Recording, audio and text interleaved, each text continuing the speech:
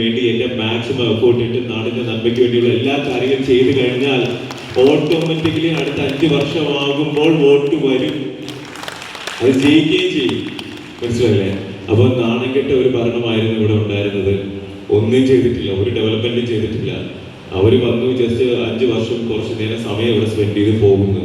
അതേപോലെ തന്നെ നമ്മുടെ ഒപ്പോസിഷൻ പാർട്ടികളുള്ള സജി സർ പുള്ളിക്കാരൻ യൂഷ്വലി കമ്മ്യൂണിസ്റ്റ് പാർട്ടി എന്ന് പറയുമ്പോൾ ഇതേപോലെ സമരമൊക്കെ ചെയ്ത് നേടിയെടുക്കുന്ന ആൾക്കാരാണ് നമ്മുടെ പഴയ ആൾക്കാർ. പക്ഷേ ഇത് പേരിന് വേണ്ടി എന്തെങ്കിലും ഒരു മാർച്ച് പാസ്റ്റോ കാര്യങ്ങൾ ചെയ്തിട്ട് ആ ഒപ്പോസിഷനിലുള്ള ഒരു കാര്യം അവരുടെ ഭാഗത്തുനിന്നും അവർ ചെയ്തിട്ടില്ല.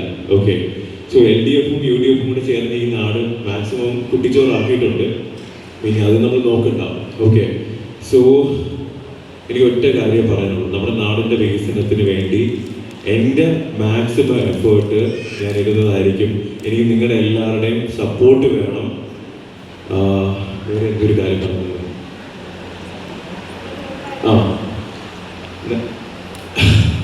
നമ്മൾ വിജയിച്ചു കഴിഞ്ഞാൽ ഞാനൊരു പ്രോമിസ് തരുന്നിരുന്നു. നമ്മൾ വിജയിച്ചു കഴിഞ്ഞ് ആ റിസൾട്ട് ഡേറ്റ് വന്നത് കഴിഞ്ഞതിന് ശേഷം 90 ദിവസത്തിനകത്ത് നമ്മുടെ പ്രധാനമന്ത്രിയായിട്ടുള്ള ശ്രീ നരേന്ദ്രമോദിജി, എൻ്റെ ഇൻസ്പിറേഷൻ, പുള്ളിക്കാരൻ കുണ്ട്രയുടെ മണ്ണിൽ കാല് കുത്തിയിരിക്കും. ഇത് ഞാൻ നിങ്ങൾക്ക് തരുന്ന ഉറപ്പാണ്, വാക്കാണ്, ഇത് നടത്തിയിരിക്കും.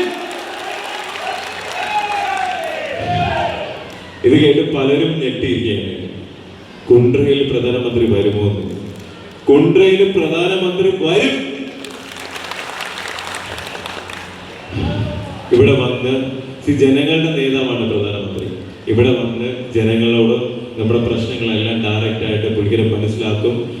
ഞാൻ ജയിക്കുകയാണെന്നുണ്ടെങ്കിൽ 5 വർഷത്തേക്കുള്ള പ്രോപ്പർ പ്ലാനിങ് ചെയ്ത് ഈ ഒരു നാട് എങ്ങനെ നമുക്ക് ഒരു മാതൃകയാക്കാൻ പറ്റുമെന്നുള്ളൊരു പ്ലാൻ പുള്ളിക്കാരൻ്റെ ഫ്രണ്ട് വെച്ച് പ്രസന്റ് ചെയ്യും.